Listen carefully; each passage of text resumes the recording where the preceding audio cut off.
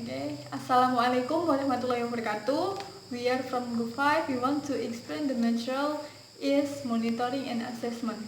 The purpose of monitoring and assessment part of curriculum design is to make sure that the learners will get the most benefit from the course. And now, what is monitoring? Monitoring is regular observation and recording of activities taking place in a project or program.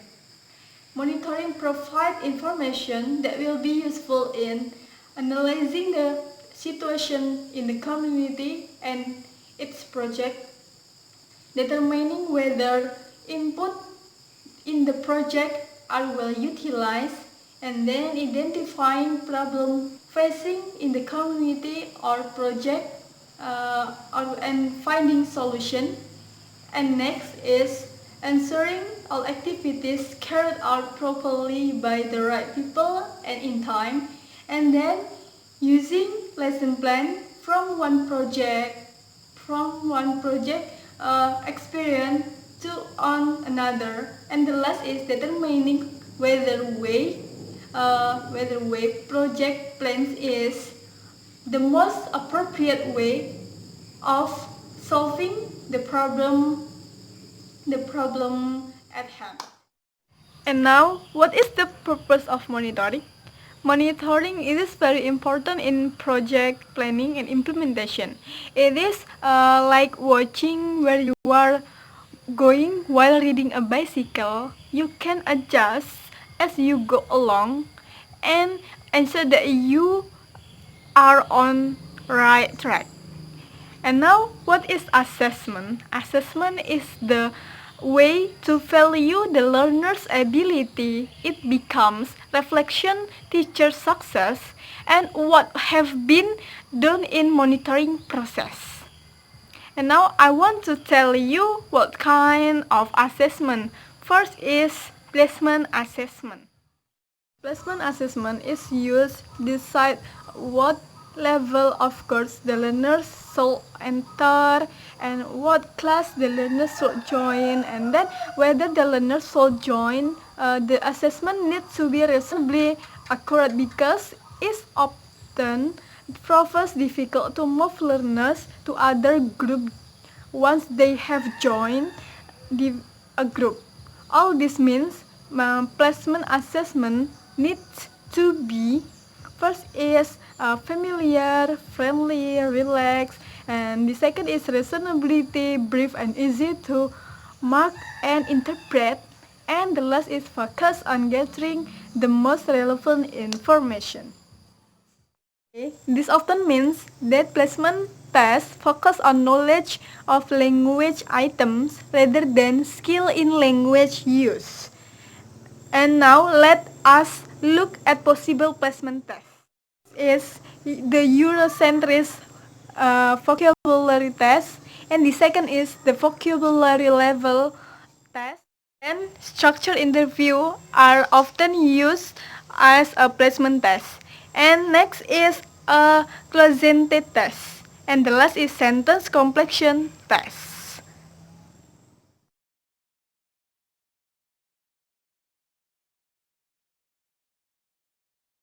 The next explanation is observation of learning.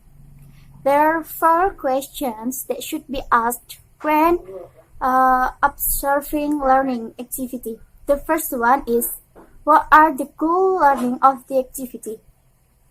With this question, we know about the goal learning activity.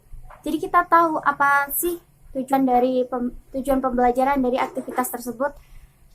And the next question is, what are the learning conditions that would lead to the achievement of this goal? Jadi, pertanyaan yang kedua ini dapat membuat kita tahu apa sih kondisi-kondisi pembelajaran yang dapat mengantarkan kita untuk mencapai tujuan tersebut, tujuan dari aktivitas tersebut.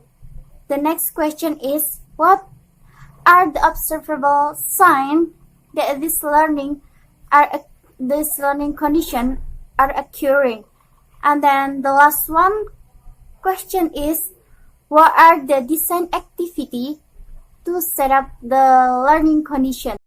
Jadi, desain aktivitas seperti apa sih untuk mengatur kondisi pembelajaran tersebut? The next explanation, or the third explanation, is short-term achievement assessment. The purpose of this assessment is to see if the learners making progress on daily or weekly basis. It provides feedback to the teacher and learners. Short-term assessment can also have motivational purpose to make learner do required work and to give them feelings of achievements through success and dictation on the test. Jadi, short-term assessment ini bisa juga kita artikan sebagai penilaian pencapaian jangka pendek. Jadi ini tuh semacam feedback antara teacher sama learner, guru dan murid. Jadi tujuan dari penilaian ini untuk melihat bahwa si pelajar atau si siswa ini membuat progres atau pencapaian di setiap harinya atau selama per minggunya. The next explanation about kind of assessment is diagnostic assessment. Diagnostic assessment is used to find the gaps and weakness in learner knowledge so that something can be done about them. It is this very important part of need analysis, both before course began and during the course. Diagnostic tests can take other form. This include analysis language such as written composition, reading tasks, spoken performance, observation of the learner performance such as process of writing, note-taking, and conversational activity.